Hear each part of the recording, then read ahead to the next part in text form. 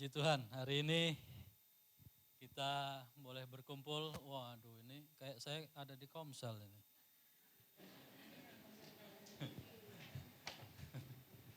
Terima kasih buat teman-teman Komsel yang hadir, dukungannya. Ini yang baju-baju putih nih saudara ya. Waduh, saudara kok lihat ya. Terima kasih. Hari ini kita berdoa dulu ya. Bapa, terima kasih Tuhan buat kasih-Mu, buat keselamatan-Mu yang besar yang Kau berikan kepada kami Tuhan. Terima kasih buat pengampunan-Mu yang ajaib yang Kau berikan Tuhan. Bapa, kami mau belajar firman-Mu, kami mau dengar firman-Mu. Tuhan, berfirmanlah Tuhan. Sehingga kami boleh mengerti firman-Mu. Bukan dengan pikiran kami, tapi dengan hati kami yang mengasihi Engkau. Terima kasih Bapak. Di dalam nama Yesus, setiap kita yang haus akan firman katakan amin. Ya, shalom sekali lagi. Merdeka. Nah, kita masih 17 Agustus ya. Saudara, dalam suasana 17 Agustus ini saudara kita masih sering berkata kita sudah merdeka 81 tahun. Tetapi kita belum benar-benar merdeka. Ya kan? Bapak Ibu banyak ya dengar gitu ya. Udah 81 tahun tetapi kita masih benar-benar merdeka, belum benar-benar merdeka. Ya. Kenapa sih saudara orang suka ngomong gitu? Karena kita melihat masih banyak yang demo-demo segala macam tidak puas dan sebagainya ya atas pemerintahan kita. Nah, sebenarnya waktu saya renungkan tentang Injil Kristus ini, saya mendapatkan jawaban dari Paulus di Galatia 5 ayat 1, dikatakan supaya kita sungguh-sungguh merdeka, Kristus telah memerdekakan kita. Ya. Jadi mengapa kita masih merasa belum merdeka, saudara? Karena sesungguhnya kita masih merasa ada di bawah hukum-hukum, ya kan? Ada di bawah hukum-hukum yang harus kita lakukan, kita taati di dalam hidup kita sehari-hari. Dan bukan hukum itu yang jelek, tetapi hukum itu sulit untuk diterima oleh daging kita. Ya, jadi daging kita ini bertentangan gitu loh dengan hukum-hukum. Ya, contoh kita kalau dilarang, ya, jangan pegang cat basah.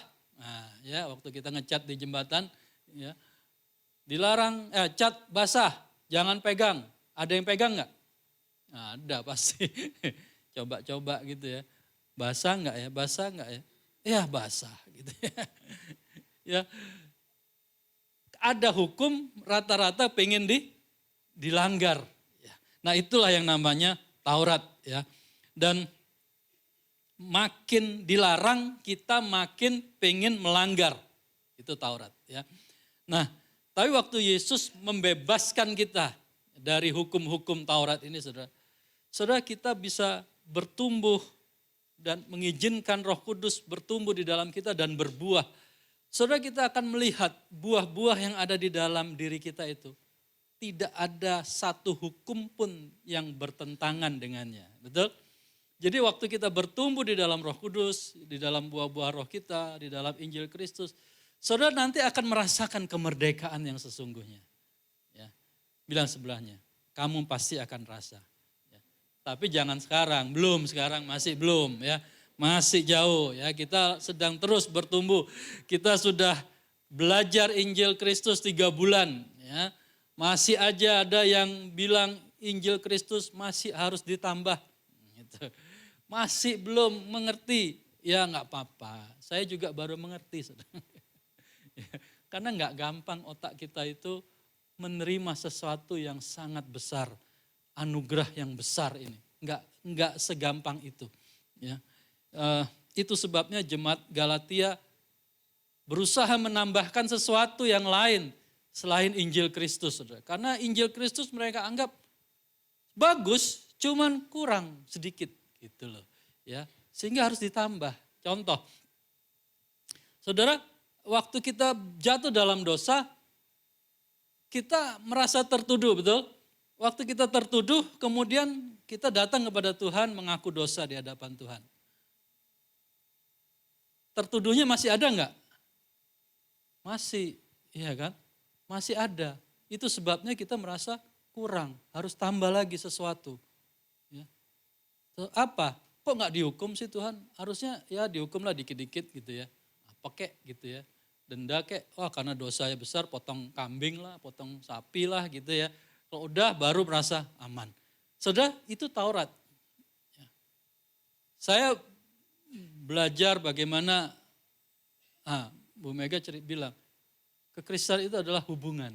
Ya, hubungan antara bapak dengan anak. Saya belajar bagaimana saya konflik dengan anak saya misalnya. Waktu kita berantem, apa yang terjadi? Dua-dua tidak damai sejahtera. Ya. Jadi waktu kita berantem sama-sama enggak sejahtera, terus waktu anak saya datang ke saya, dia mengaku dosa, dia bilang minta maaf, terus dia peluk saya, selesai enggak urusannya? Selesai, langsung hilang. Rasa tuduhan, rasa marah, rasa kepahitan, hilang langsung. Selesai sudah, hilang. Saya sebagai bapaknya juga merasa selesai, tidak ada lagi masalah. Dia datang ke saya, peluk saya, selesai, tidak ada masalah. Tidak ada tuduhan. Ya, harusnya seperti itu, betul? Tapi kenapa kita dengan Tuhan kok masih ada tuduhan? Nah, saudara, ini yang saya bilang kita belum mengenal Bapa yang begitu baik. Saudara, anugerah ini besar sekali. Anugerah ini besar sekali sehingga saya mungkin kurang bisa menjelaskan ya, nanti dijelaskan sama penatua lah ya, lebih jelas. Karena besar sekali saudara. Saudara, Bang John kalau bilang you are the best. Iya kan, mantap sekali kan kalau dia ngomong. Saudara, kenapa dia bilang you are the best? Apa yang ada dalam pikirannya? Ya. Yesus the best. Apa yang saudara pikir? Saudara mungkin ketawa dengar dia ngomong gitu. Saudara mungkin bisa berkata, Tuhan kau luar biasa. Ya. Tuhan kasih karuniamu tidak berkesudahan. Karya terbesar di salib itu. Semua pujian engkau bisa ucapkan. Tapi ngerti enggak sih yang kau omongkan itu artinya apa? Ya. Ada seorang bisa menciptakan lagu Amazing Grace. Kita nyanyiin sampai terharu, netes air mata. Tapi ngerti enggak sih apanya yang amaze, apanya yang mengagumkan, apanya yang amazing. Saudara, enggak semua kita dapat, saudara, bisa mengerti itu. Tapi waktu kita belajar tentang Injil Kristus, saudara kita menemukan ternyata anugerah itu amazing. Ya, anugerah itu sangat besar. Saudara, saya rindu, saudara nangkep gitu ya, terbuka pikirannya, ya, ngerti betapa besarnya anugerah itu. Jadi waktu Bang John bilang, you are the best, Jesus is the best. Ya, saya berharap dia juga mengerti apa yang diucapkan. Ya Bang Jan, amin. Saudara, Yesus itu the best, saudara. Ya, Yesus itu terbesar. Saudara waktu mengucapkan, saudara tahu Yesus itu terbesar. Ya, dan terbaik buat hidup kita. Saudara, PowerPoint-nya mana ya? Ya, saudara, kita mau bicara tentang hidup saling dalam komunitas yang merdeka. Ya, saudara, ini komsel saya, saudara. 1 RT. Ya. Tapi sebelum kita masuk ke Injil Galatia 6, karena hari ini kita bicara tentang Galatia 6 minggu ini, kita sudah masuk Galatia 1, 2, 3, 4, 5 selesai dan minggu ini kita masuk ke Galatia 6. Ya. Dan saya mau ulang sedikit tentang Galatia 1 sampai Galatia 5 supaya Bapak Ibu nangkap apa yang Bapak Ibu pelajari selama 3 bulan ini. Ya. Jangan-jangan Bapak Ibu nggak ngerti apa sih yang diomongin ini selama 3 bulan. Ada nggak gitu saudara? Apa sih yang diomongin saya nggak ngerti gitu. Aduh saudara ya. Ya nggak apa-apa juga, saudara. Saya juga baru ngerti. Ya. Saudara, Injil Kitab Galatia yang ada di Kitab Galatia yang ada di 1-2 itu bicara tentang Injil sejati adalah Injil kasih karunia. Ya, saudara kalau baca Galatia 1-2 lagi, saudara intinya ini ya, bahwa Paulus di sini menegaskan bahwa manusia itu dibenarkan bukan karena melakukan hukum Taurat, tetapi karena iman kepada Kristus. Itu saja, saudara. Ya. Tapi Injil palsu berusaha menambahkan syarat-syarat manusia, khususnya sunat dan hukum Taurat, seolah-olah karya Yesus di kayu salib itu belum cukup. Ya.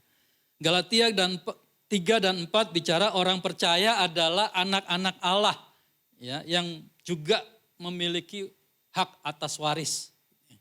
Jadi bukan budak ya. Paulus menegaskan di sini bahwa anak-anak Allah bukan budak dan dia memiliki identitas yang jelas di dalam Kristus.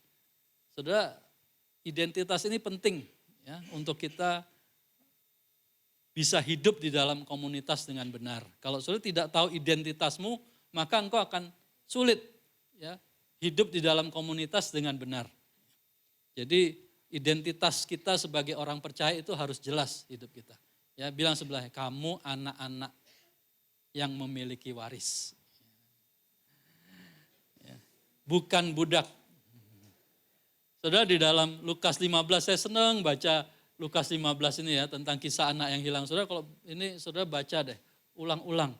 Itu semua cerita kita itu hampir bisa disimpulkan di sana. Anak bungsu itu mewakili orang Kristen percaya, lahir baru bahkan, karena dia sudah disebut anak. Tetapi dia bisa jatuh di dalam dosa. Ya. Itu kita sekarang, betul? Kita sekarang bisa jatuh nggak dalam dosa? Bisa, ya. Bisa seperti terhilang nggak? Bisa, ya. Tetapi karena kita anak, Tuhan membawa kita kembali. Ya. Saudara, anak sulung siapa? Anak sulung itu gambaran orang yang punya Injil palsu. Ya, semua harus ditambahkan.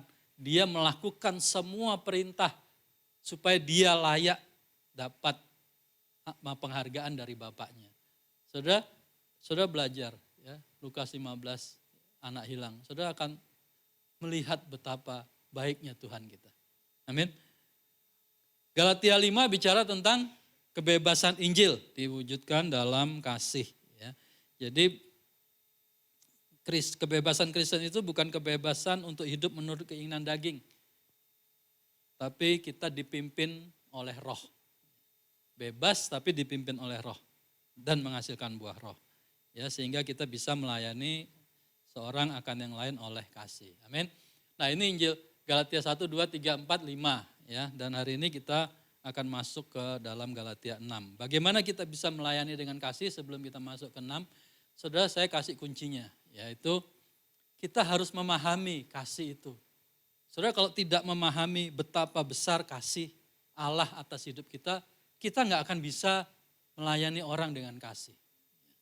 Karena sering saya sampaikan, sebesar kasih yang kau pahami, yang kau terima di dalam dirimu, sebesar itu juga engkau bisa mengasihi orang. Ya. Saya kasih ilustrasi seperti itu berkali-kali ya. Dulu tahun lalu saya juga sampaikan.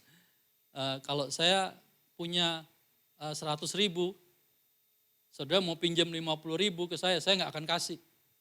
Nggak akan saya kasih kamu, orang saya cuma punya 100.000. Ya kan? Buat saya dan keluarga saya aja nggak cukup, gimana saya mau kasih kamu 50.000. Minta sama Pak Ali aja. Dia punya banyak. Ya. Tapi kalau saya punya 10 triliun, saudara minta 100.000. Ya iyalah, nih 100 juta. Banyak banget nih duit saya. Saudara, seperti itu betul. Makin banyak kita punya kasih, makin banyak kita bisa memberikan kasih. Berapa besar engkau memahami kasih yang engkau terima, sedemikian besar engkau bisa melayani orang lain dengan kasih tanpa egomu lagi. Saudara, itu sebabnya Paulus ngotot mengajarkan Injil kasih karunia ini kepada kita. Ya, supaya kita mengerti betapa besar Injil kasih karunia itu di dalam hidup kita. Ya, manfaatnya gitu loh. Ya, fungsinya. Ya, supaya saudara paham. Enggak hanya di omongan doang. Wah ya Tuhan mengampuni saya. Iyalah Tuhan kan dia Tuhan. Wajarlah saya kan baik. Ya. Jadi ya oke lah dia ngampunin saya. Oke lah gitu. Saudara enggak sadar efek dari pengampunan dosa yang saudara terima. Nah saudara sekali lagi.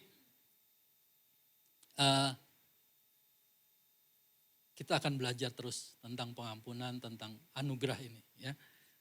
Saudara, Galatia 5 ayat 13 itu bicara tentang jembatan ya, antara Galatia 5 dan Galatia 6. Disebutkan di situ apa? Saudara-saudara, memang kamu telah dipanggil untuk merdeka, tetapi janganlah kamu mempergunakan kemerdekaan itu sebagai kesempatan untuk kehidupan dalam dosa. Jadi saudara, kita ini memang diberikan kemerdekaan yang luar biasa. Ya. Kalau saudara mengerti tentang kemerdekaan ini, saudara akan melihat besar sekali kemerdekaan itu, saudara. Hebat sekali kemerdekaan itu, dahsyat.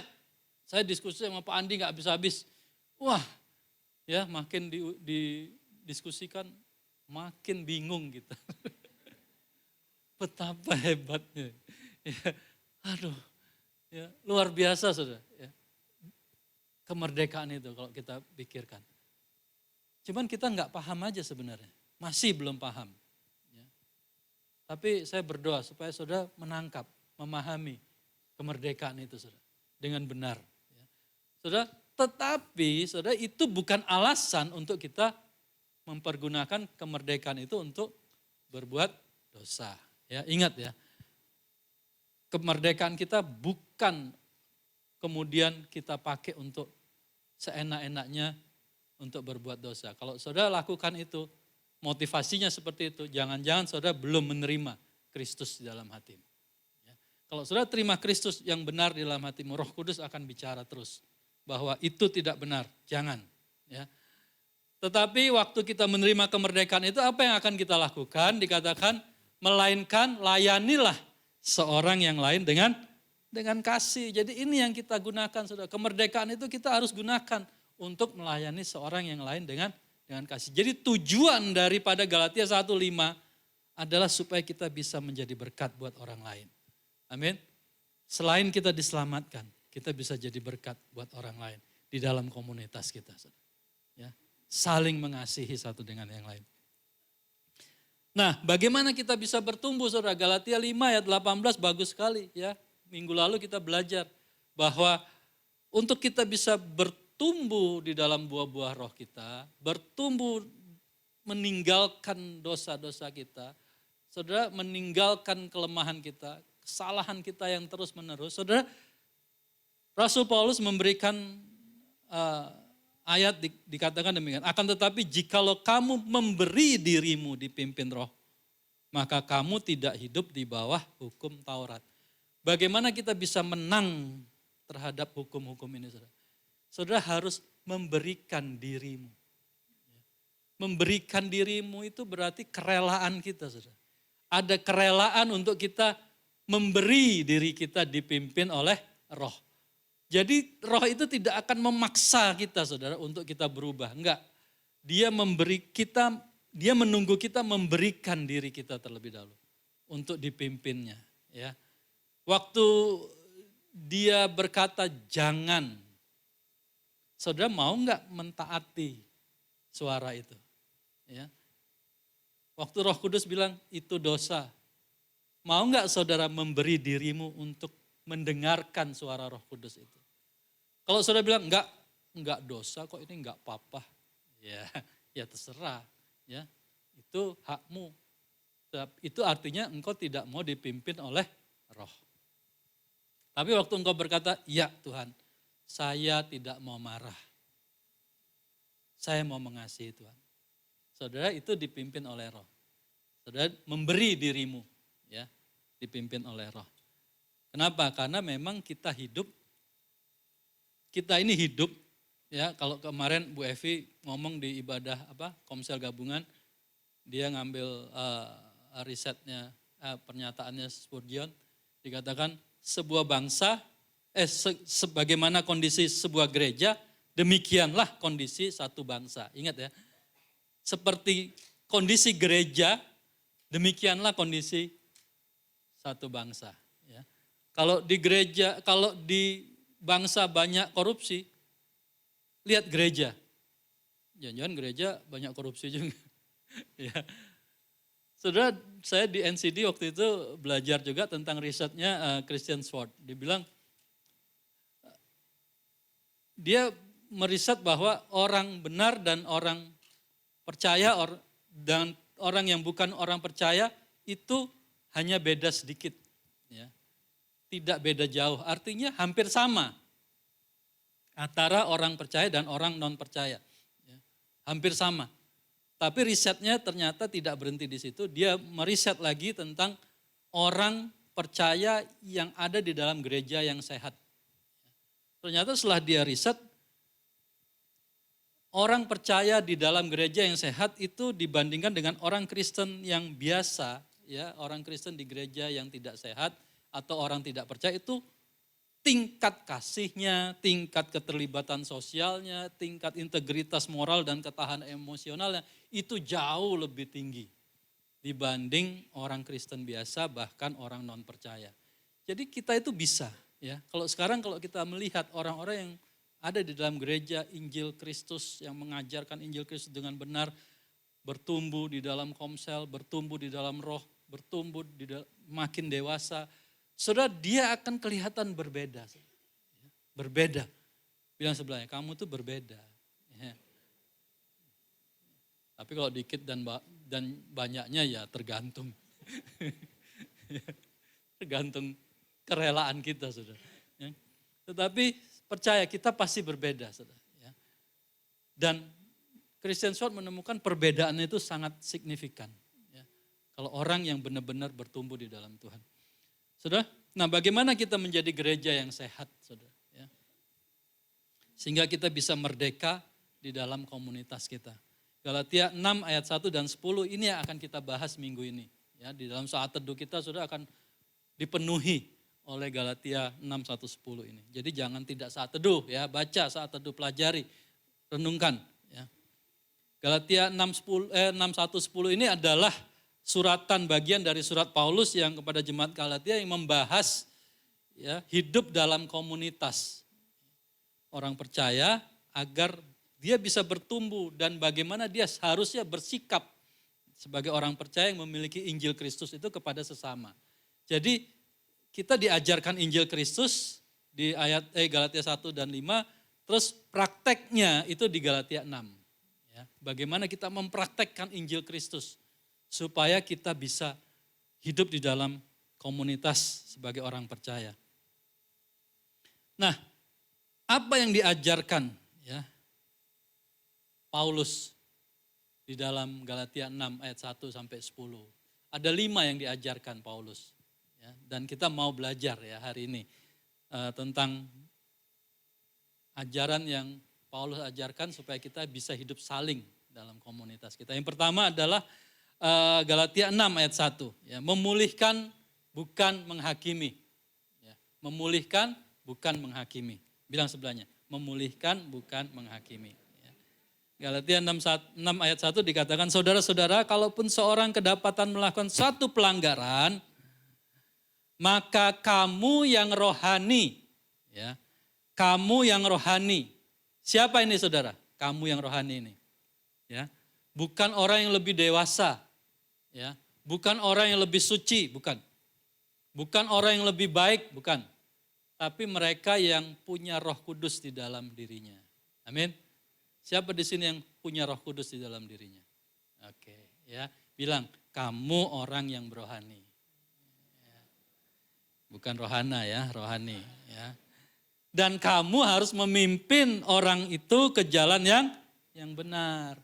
Karena kamu punya Roh Kudus di dalam dirimu, maka salah satu buah Roh Kudus itu adalah lemah lembut, dan kasih. Jadi dikatakan kamu harus memimpin orang itu ke jalan yang benar dalam roh lemah lembut. Ya. Sambil menjaga dirimu supaya kamu jangan kena pencobaan. Ya. Karena kalau kita bukan sombong, kalau kita tidak lemah lembut, saudara, kalau kita menghakimi melulu, jangan-jangan nanti kita juga akan mengalami hal yang sama. Ya. Hati-hati. Ya. Jadi karena Tuhan itu, saya percaya dia mengizinkan kita mengetahui kesalahan seseorang. Ingat loh, Tuhan itu buat saya mengizinkan saya melihat kesalahan orang. Saya bisa lihat kesalahan ini karena Tuhan izinkan. Tapi bukan untuk menghakimi. Untuk apa? Bukan untuk menghakimi atau merasa lebih unggul secara rohani, bukan. Tetapi tujuannya adalah untuk memulihkan. Ya. Sekarang kita memulihkan dia. Mungkin nanti dia memulihkan kita. Ya. Itu sebabnya ingat, kita harus dengan lemah lembut. Roh lemah lembut dan penuh kasih. Karena kadang kita nggak tahu, saudara. Ke depan kita nggak tahu. Ya, apakah kita bisa tetap tegak seperti sekarang. Atau kita butuh orang lain menolong kita. Kita nggak tahu. Ya. Itu sebabnya Tuhan bilang kita harus melayani dengan roh yang lemah lembut dan kasih. Ya. Nah, ada beberapa contoh praktis yang saya akan coba bagikan ke kita. Bagaimana kita suka menghakimi. Ya. Bukan suka sih, suka jatuh dalam penghakiman. Ya, sering lah mungkin. Ya. Tapi kan kalau saya bilang sering ntar menghakimi gitu ya. Tapi banyak. Ya kalau ada teman berdosa jatuh dalam dosa nih, ya. Ada yang bilang gini, kamu tuh ya berdosanya udah belasan tahun nggak hilang-hilang. Ada nggak saudara yang berdosa belasan tahun? Ada. Ya. Ada saudara, ya berdosa nggak hilang-hilang belasan tahun. Kamu tuh nggak layak melayani, udah nggak usah pelayanan. Ya.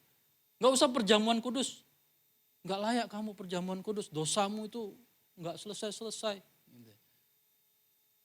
Saudara, saya temukan ini bukan di jemaat sana, bukan. Ada di jemaat Abalov MTHS. Saya sedih dengar, saya udah lapor penatua. Gitu ya. Dia bilang, kamu tuh gak layak masuk surga. Wah, kayaknya dia lebih tinggi dari Tuhan. Ya. Yang menetapkan seorang masuk surga atau tidak. Kita mau bertobat saudara kalau gini ya. Saudara ingat ya, kita bukan Tuhan ya, yang menentukan orang masuk surga atau tidak. Ya. Kamu itu gak layak masuk hadirat Tuhan. Tuhan aja benci apalagi saya.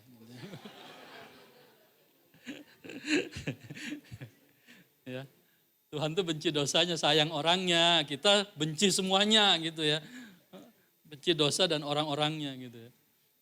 Aduh. Terus kalau orang yang gak terlambat bayar utang gitu ya. Saudara harusnya apa? Kita tolong, bukan menjadi penanggung beban utangnya, bukan, saudara, salah itu. Tetapi tolong dia untuk dia bisa menang terhadap keuangan misalnya. Ajarin dia bagaimana dia mengelola keuangannya dengan benar. Nah saudara, hal-hal gini kita lakukan gak saudara? Ya. Apa lebih senang kita bilang gini, kalau ada teman yang salah, kita ngomong gini, oh saya sih gak percaya Pak Hindra itu seperti itu. Gitu. Saya gak percaya dia kayak gitu. Kayaknya baik gitu ya. Kayaknya baik. Tapi ujungnya kepada gosip. Gitu ya. Ujungnya gitu. Saya gak percaya Pak Hendra. Tapi emang dia gitu ya. Terus tambahlah bab-bab berikutnya. Ya, semakin panjang dan lebar. Semua menceritakan tentang kejelekannya. Saudara, ini membicarakan kesalahan orang lain. Ya, sepertinya kita tidak pernah salah, ya, yang paling hebat. Saya nggak pernah salah kayak dia. Waduh, ya kan. Saya bacain ya, Lukas 18 ayat 11. Ada yang ngomong gini. Orang Farisi itu berdiri dan berdoa dalam hatinya begini. Ya Allah, aku mengucap syukur kepadamu. Wah, dia dengan bangga dia berkata, mengucap syukur kepadamu. Kenapa? Karena aku tidak sama seperti semua orang. Wih, hebat banget ya. Bukan perampok, bukan orang lalim, bukan pezinah, bukan juga seperti pemungut cukai ini. Wah, dia tunjuk Pak Anton. Aku berpuasa 2 kali seminggu, aku memberikan sepersepuluh dari segala penghasilanku. Dia memberikan perpuluhan. Jadi saudara kalau bisa memberikan perpuluhan jangan bangga. Ya, ingat orang Farisi ini juga memberikan perpuluhan. Tapi motivasinya salah saudara. Ya. Kau berikan perpuluhan karena kau mengasihi Tuhan. Amin. Tetapi pemungut cukai itu berdiri jauh-jauh, bahkan ia tidak berani menengadah ke langit, melainkan ia memukul diri dan berkata, ya Allah, kasihanilah aku orang berdosa ini. Aku berkata kepadamu, orang ini pulang ke rumahnya sebagai orang yang dibenarkan Allah dan orang lain itu tidak. Sebab barang siapa meninggikan diri, ia akan direndahkan, dan barang siapa merendahkan diri, ia akan ditinggikan. Amin, saudara. Jadi, saudara, kalau kita merasa lebih hebat dari orang lain, ingat ayat ini, saudara. Ya. Kita itu nggak ada apa-apanya di hadapan Tuhan. Amin. Ada orang butuh bantuan, kita itu mau bantu nggak, saudara? Pak Edwin, saya pinjam duit dong. Bilangnya apa? Ah, kamu kebiasaan. Udah nggak usah ditolong. Kebiasaan kamu. Ya. Saudara, ada orang yang memang butuh duit, saudara, saat itu. Dia butuh. Tapi ada orang yang memang mata pencariannya, saudara. Ngerti ya maksud saya? Pinjam sana, pinjam sini gitu loh, mata pencarian gitu ya. Saya percaya Roh Kudus taruh itu, kepekaan itu dalam diri kita. Tapi kalau memang dia butuh, saudara jangan bilang, jangan dibantu, kebiasaan. Jangan, saudara, itu menjadi beban buat dia. Ya. Kita harus menunjukkan diri kita memiliki roh yang lemah lembut. Seperti yang Paulus bilang ya.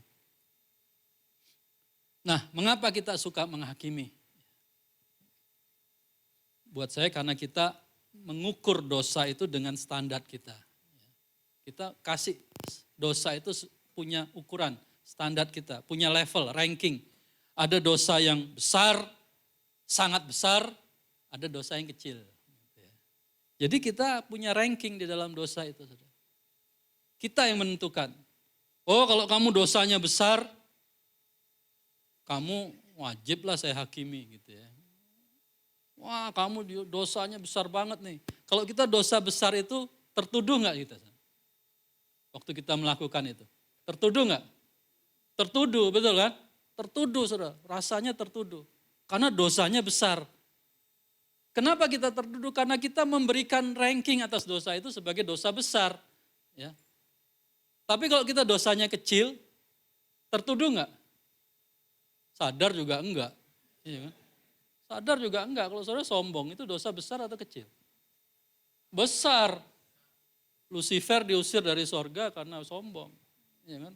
Saudara sombong, pantesan diusir dari Saudara jangan kira dosa sombong itu kecil, cuman kita kadang nggak sadar kita sombong gitu kan. Nah, kita memberikan ranking. Di hadapan Tuhan dosa itu semua sama. Hukumannya adalah maut. Tapi kematian Kristus ya, di kayu salib telah menebus kita dari semua dosa itu. Ya. Kita tidak bisa dan tidak berhak mengatakan kita lebih suci dari orang lain. Kita lebih benar dari orang lain. Kita tidak berhak mengatakan kita lebih hebat dari teman kita yang saat ini sedang jatuh di dalam dosa. Emangnya kita yakin kita nggak pernah akan jatuh dalam dosa yang sama? Sudah? Legalisme cenderung berkata bahwa engkau gagal memenuhi standar, maka engkau harus disingkirkan. Engkau harus dibuang, engkau harus dihukum. Tetapi kasih karunia, Injil Kristus berkata engkau jatuh, ayo kita pulih bareng-bareng. Saudara, Injil kasih karunia bicara tentang memulihkan, bukan menghakimi, bukan menghancurkan. Amin. Yang kedua bicara tentang menanggung beban satu sama lain. Ya. Bertolong-tolonglah menanggung bebanmu, demikian kamu memenuhi hukum Kristus. Hukum Kristus bukan kembali kepada sistem Taurat sebagai dasar pembenaran. Ya. Ini menunjukkan bahwa kepada kehidupan yang dibentuk oleh kasih Kristus. Ingat loh, kasih itu bukan lahir dari usaha manusia. Kasih itu kita dapatkan dari hati yang terlebih dahulu menerima kasih Kristus. Jadi karena kita menerima kasih Kristus yang besar itu, maka kita bisa memenuhi hukum Kristus. Melakukan semuanya. Itu sebabnya orang Kristen yang memiliki kasih Kristus yang besar, dia merdeka di dalam hidupnya. Merdeka dalam arti apa? Tidak lagi egois, tidak lagi memikirkan kepentingannya sendiri. Ya, dia bisa melayani, menolong orang lain dengan merdeka, ya, dengan bebas. Dia enggak kepikir dengan dirinya, ya, tidak terikat dengan kepentingan dirinya. Ada orang menolong karena punya hidden agenda katanya. Ya. Orang Kristen yang merdeka itu enggak, dia bebas melakukan perbuatan baik.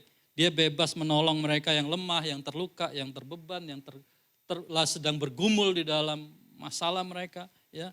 Itu yang dimaksud dengan kemerdekaan di dalam Kristus. Ya. Bebas menolong orang lain dengan kasih, karena tidak lagi diperbudak oleh ego yang hanya mementingkan kepentingan diri sendiri. Saudara, hidup di kekristenan itu hidup yang bersama-sama, ya, bersama-sama, bukan solo, bukan sendiri.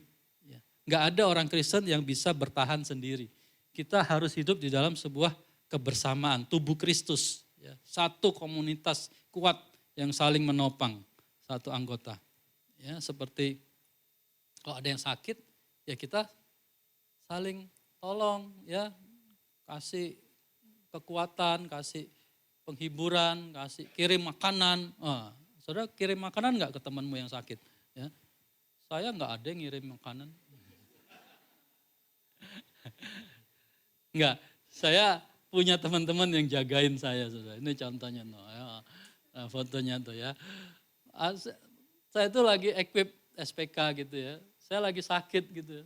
Si Om Dino ini selalu jagain saya bawa bawang putih madu. Gitu. Terus dia bawain. Ini minum. Saya bilang, apa sih bawang putih madu, gak jelas. Tapi dia paksa saya minum terus, ya, karena itu obat andalannya dia. Dia percaya itu katanya bisa menyembuhkan seluruh penyakit-penyakit. Ya udahlah saya telan aja gitu ya. Tapi bukan menelannya yang saya perhatikan. Yang saya perhatikan adalah bentuk kasihnya dia gitu ya. Yang terus peduli sama kita. Saudara, kadang-kadang kita ini nggak bisa sendiri, saudara. Para pemimpinmu itu nggak bisa hidup sendiri. Mereka juga butuh dukungan kita. Sama seperti saudara butuh dukungan para pemimpin juga butuh dukungan saudara. Ya, itu sebabnya saudara jangan pikir para penatua, ya, para KPA, PA, PKS saudara itu orang yang superman, tidak pernah punya masalah, tidak pernah kalah di dalam persoalan. Enggak, kita juga manusia. Ya, kita juga manusia yang bisa ada di dalam kelemahan, sakit, saudara. Ya, kita bisa saling sama seperti saudara. Waktu sakit juga pengen dikunjungin, toh, ya kan? Pengen diperhatiin kan? Ya kita juga. Ya, itu sebabnya kita saling, ya, menanggung beban satu sama lain. Ada yang kedukaan, ya kita sama-sama kunjungi, ya, hibur, ya. Walaupun Abalof ini kalau menghibur orang kedukaan bawaannya bercanda melulu, gitu kan? Tawa-tawa melulu di rumah duka, ya. Ya nggak apa-apa juga sih, ya. Maksudnya untuk menghibur, cuman jangan keterlaluan gitu ya. Nanti yang meninggal, yang kedukaan nangis melulu, yang sebelah sini ketawa-ketawa melulu. Kan Paulus bilang kalau kamu ke rumah yang berduka, ikutlah berduka. Ya, ke rumah yang bersuka cita, ikutlah bersuka cita. Gitu saudara ya, amin. Yang ketiga adalah tidak sombong. Nah, ini tidak sombong, saudara, saya punya foto-foto yang luar biasa. Ya, kalau seorang menyangka bahwa ia berarti padahal ia sama sekali tidak berarti, ia menipu dirinya sendiri. Baiklah tiap-tiap orang menguji pekerjaan sendiri, maka ia boleh bermegah melihat keadaan sendiri dan bukan melihat keadaan orang lain. Sebab tiap-tiap orang akan memikul tanggungannya sendiri. Saudara, saya belajar dari teladan para penatua kita. Ya, saya kenal mereka puluhan tahun, bukan setahun 2 tahun. Ya, itu sebabnya hari ini saya sampaikan. Saudara punya penatua yang luar biasa. Ya, saya bukan puji dia, ya. Tapi memang itu hidup mereka. Ya. Saya harus sampaikan gitu ya. Ya. Contoh nih, Pak Hindra nih. Oh, saudara di tengah-tengah mana itu? Ya, saudara nyelip tuh, ya, di antara para peserta SPK. Tiba-tiba ada penatua di situ, jadi pembina. Saudara, saya kaget sih sebenarnya. Ih gila, mau ya jadi pembina ya. Itu 3 bulan loh minimal, dia harus stay di situ. Dan dia lakukan. Saudara, saya kenal dia sebagai seorang pribadi yang hampir tidak pernah menjelekkan orang. Ya, apalagi menghakimi orang. Saya belajar, kalau saya sama Pak Dino ya jangan ditanya. Ya. Yang kenal saya sama Pak Dino ya jangan nanya lah. Bagaimana kita saling mengasah. Ya, menajamkan. Tapi kadang-kadang yang dengar yang malah terluka gitu. Kita yang saling menajamkan gak terluka sih. Yang deket-deket yang terluka. Tapi kalau Pak Hindra, saudara gak akan dengar dari mulutnya keluar gitu. Nah itu saya belajar. Ya, bagaimana dia begitu menjaga nilai-nilai di dalam hidupnya. Ya. Saudara, Bang Darwin, satu lagi saudara. Saya juga kenal puluhan tahun bagaimana dia hidupnya penuh dengan belas kasihan. Ya. Kalau saudara kenal dia penuh belas kasihan. Ya. Terhadap orang susah apalagi. Ya. Dia penuh belas kasihan. Yang susah-susah dia kirim ke komsel saya.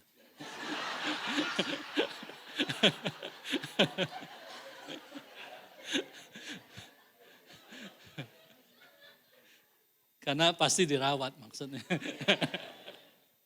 Nanti saya akan pindahin ke komsel Dino. Saudara, Bang Darin gitu saudara ya.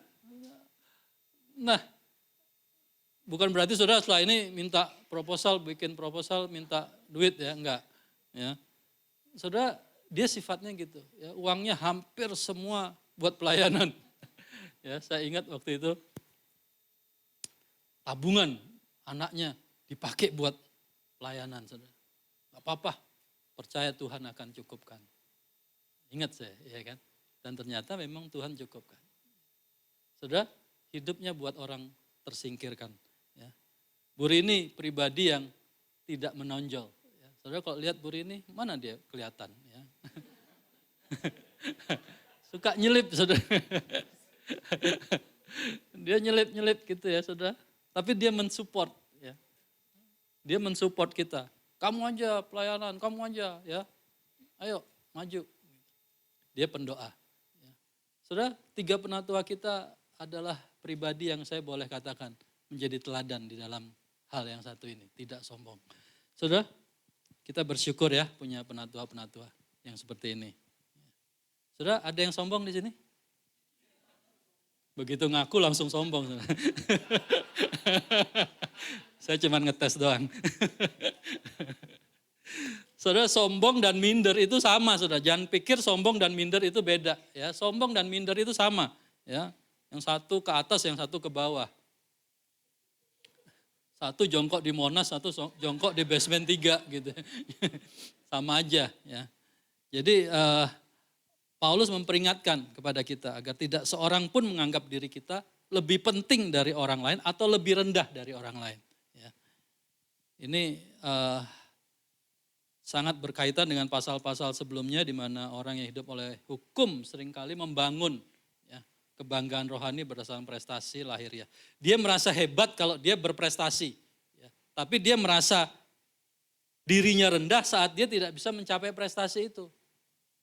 Kita tahu bahwa ukuran hidup manusia bukan ditentukan dengan sesama manusia, tetapi ukuran hidup kita dengan Kristus. Amin. Bagaimana Kristus mengasihi kita. Saudara, kerendahan hati kita, ya, setiap orang itu harus memeriksa diri kita sendiri di hadapan Allah. Bukan menjadikan kelemahan itu sebagai alasan untuk menjadi merasa superior. Ya. Kelemahan orang lain itu buat kita alasan untuk supaya kita jadi superior, jangan. Ya. Bukan itu. Kita harus menguji diri kita sendiri karena tidak ada orang yang bisa menggantikan kita di hadapan Tuhan. Harus kita sendiri yang menghadapi Tuhan. Berhadapan dengan Tuhan. Menunjukkan apa yang kita kerjakan. Saudara, waktu kita melihat salib, ya, kita merasa dua hal. Kita merasa tidak berharga sama sekali karena dosa kita. Sekaligus kita sangat merasa berharga karena kasihnya kepada kita. Amin. Jadi jangan pernah ada orang yang merasa lebih suci, lebih hebat dari orang lain, lebih berohani dari orang lain. Jangan, ya.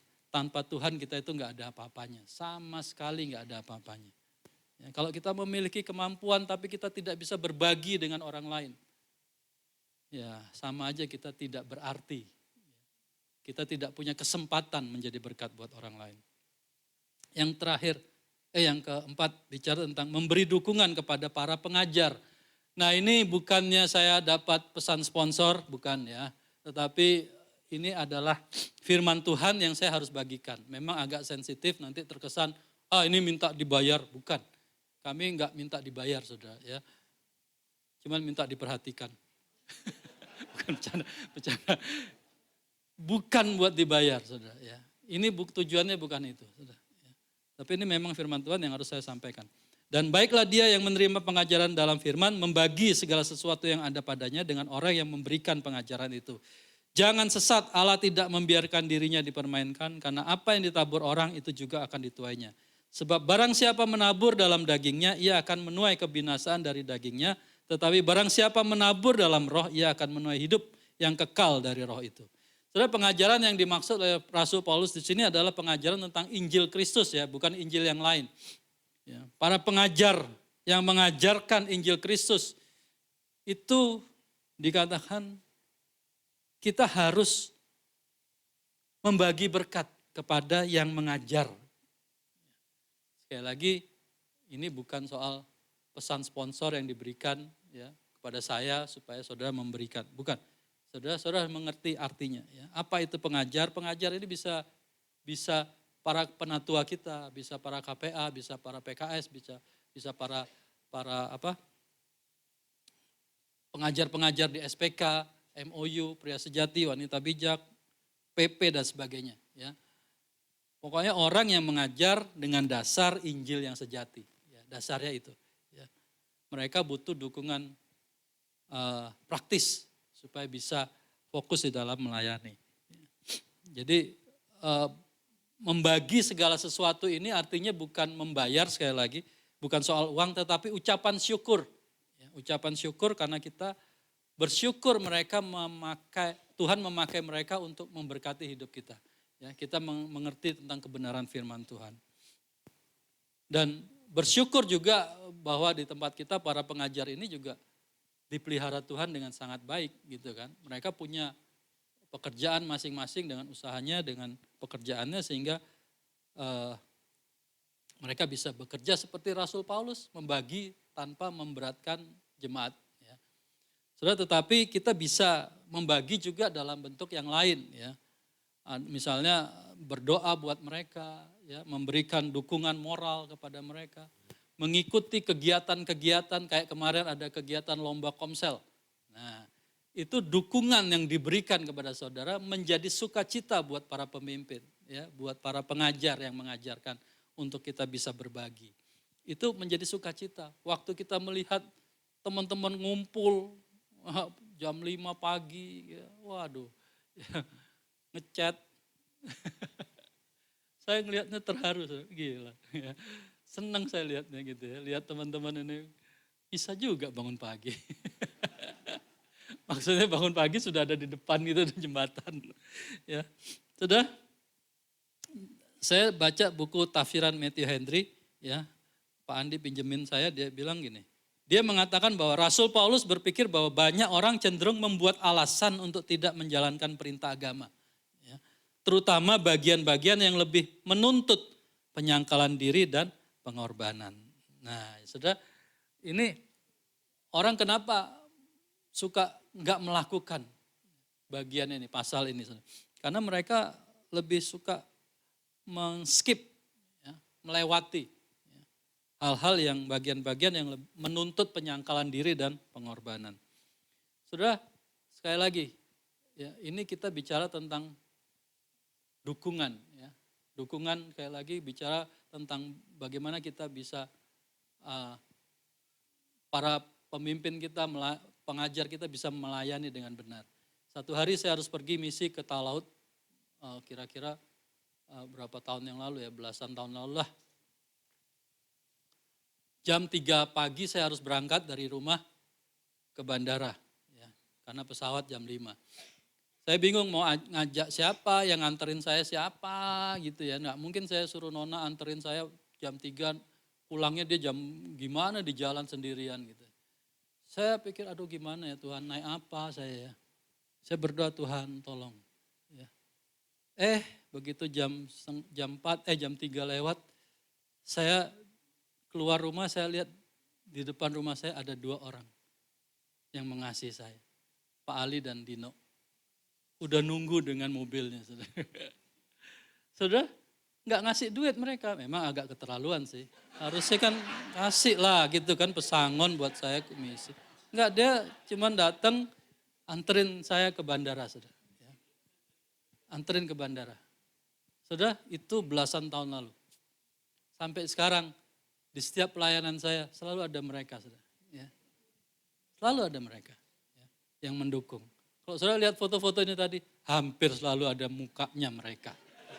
Saya sendiri nggak tahu niat bikin kok ada mukanya Pak Ali dan Om Dino melulu ya. Karena ternyata mereka ada di sebelah saya terus, saudara. Ya. Kebersamaan kita bukan setahun 2 tahun, belasan tahun. Ya. Dukungan yang mereka berikan. Dengan Penatua, kami puluhan tahun ya, bersama-sama. Saudara, kita harus bangun, saudara. Bukan 1-2 hari, ya, bukan 1-2 minggu, selamanya. Amin. Amin, saudara, mau saudara? Kita bertumbuh bersama, memberikan dukungan satu dengan yang lain. Saudara, yang terakhir adalah tidak jemu berbuat baik. Ya, tidak jemu berbuat baik. Saudara, jangan kita jemu-jemu berbuat baik, karena apabila sudah datang waktunya, kita akan menuai. Jika kita tidak menjadi lemah, karena itu selama masih ada kesempatan bagi kita, marilah kita berbuat baik kepada semua orang, tetapi terutama kepada kawan-kawan kita seiman. Saudara, berbuat baik kepada orang yang berbuat baik dan mengasihi kita itu gampang. Ya. Yang sulit adalah berbuat baik terus menerus ya, dalam segala keadaan. Baik pada waktu kita lelah, baik kita disalahpahami, baik kita dikhianati, baik kita dibalas dengan kejahatan, baik kita tidak dihargai, ya. Kita harus berbuat baik terus menerus. Ini yang susah. Saya bertobat tahun 91, melayani kurang lebih 30 tahunan. Saya suka bilang sama Nona, saya capek lihat jemaat ini. Banyak gayanya gitu. Minta dilayani melulu, enggak mau melayani. Kadang-kadang egonya keluar. Capek juga lihatnya. Udahlah enggak usah dilayani lah, biar mereka sendiri jalan sendiri, udah urus sendiri. Gitu. Saudara, kadang-kadang gitu saudara. Ya saya enggak tahu saudara, mungkin enggak ya. Enggak ngaku. Mungkin saudara lebih parah. Saya jujur, saya kadang-kadang capek saudara ya lihat. Tapi saudara Paulus ngerti, ternyata ada yang jenis gitu memang. Itu sebabnya dia bilang gini, ya. Karena apabila sudah datang waktunya, kita akan menuai. Saudara, Paulus mengarahkan kita kepada satu pandangan ya, pengharapan yang lebih besar, bahwa nanti satu waktu, kalau waktunya sudah tiba, kamu akan menuai dari hasil perbuatan baik. Jadi itu yang membuat kita terus melakukan perbuatan. Ya udahlah, ayo deh, gitu ya. Ayo dah, gitu. Nona kalau bilang, ayo itu, ya udahlah, ayolah. Ya, saudara, ada pengharapan yang lebih besar. Satu hari kami, Pak Ali melayani pelayanan kedukaan 5 tahun yang lalu. Sepertinya biasa-biasa aja. Ya. Nggak ada apa-apanya, nggak dihargai bahkan. Ya. Tapi hasilnya apa? Kita mau lihat klipnya ya, kesaksiannya. Silahkan.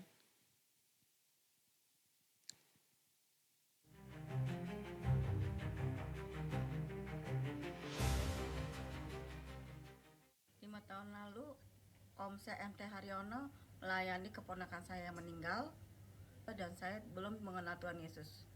Oktober tahun lalu anak saya mengalami kecelakaan yang sangat besar dan lukanya parah, operasi besar. Di saat itu di IGD secara tidak langsung, saya masih Buddhis ya, tapi saya tidak tahu, tiba-tiba itu menyebut nama Tuhan Yesus. Dan setelah saya menyebut nama Yesus dan anak saya memasuki ruang operasi selama dari jam 8 sampai jam 11, yang itu mestinya dia sadar 2 atau 3 hari, tapi hanya 1 jam. Itu kemujizatan ya bagi saya dari Tuhan Yesus. Dan disitulah saya sangat-sangat percaya dan Tuhan Yesus itu sangat baik.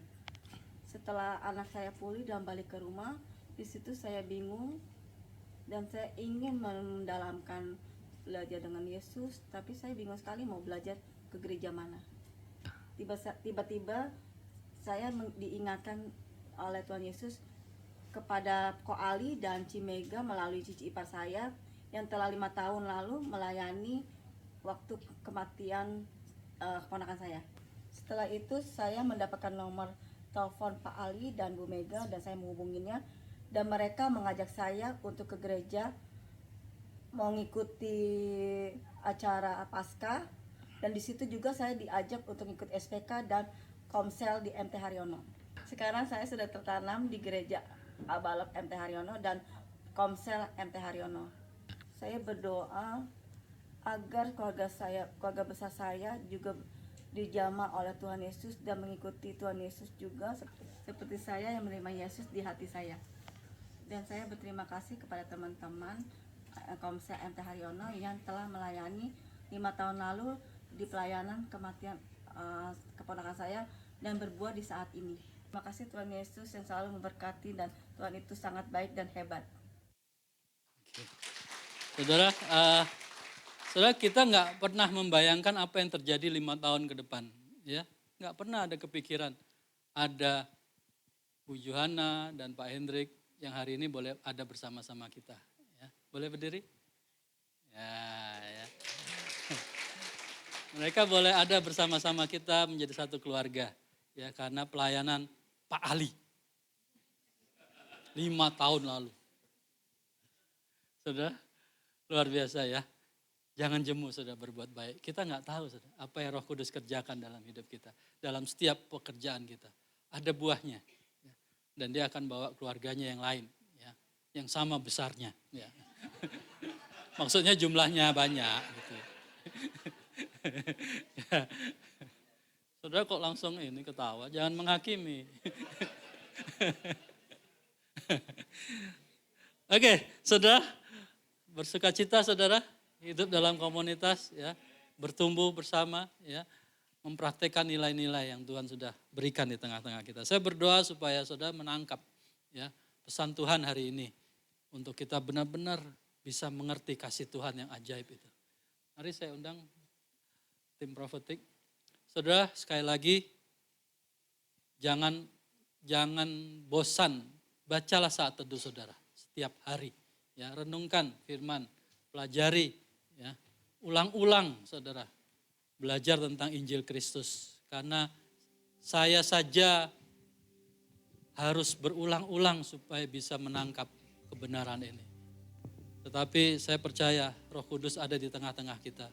Dia yang akan membukakan kebenaran demi kebenaran ke dalam hidup kita.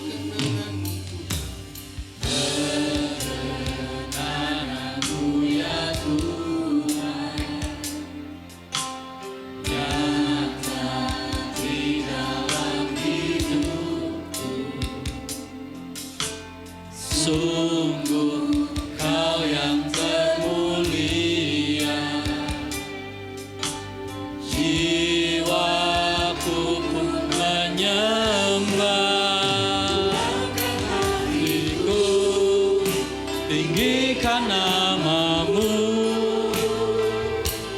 Karena Yesus kau anugerah terbesar, tunaikan syukurku untuk kemurahan-Mu. Hanya Yesus kau anugerah terbesar.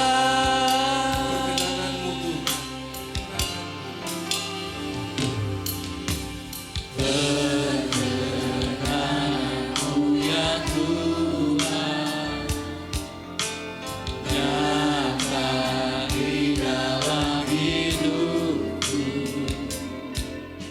Sungguh Kau yang termulia, jiwaku pun menyembah, hatiku tinggikan namamu. Karena Yesus kau anugerah terbesar, tunaikan syukurku untuk kemurahan-Mu.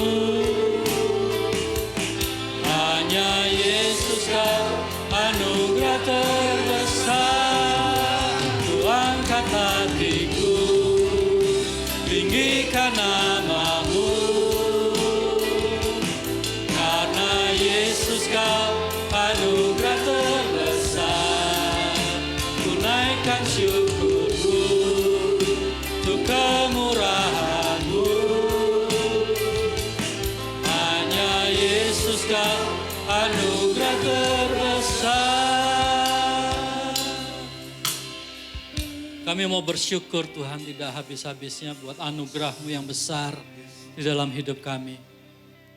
Hamba-Mu berdoa Tuhan, agar setiap kami di tempat ini boleh mengerti, dicelikkan mata rohani kami semua Tuhan. Betapa besar anugerah-Mu, betapa dahsyat ajaib pengorbanan-Mu di kayu salib.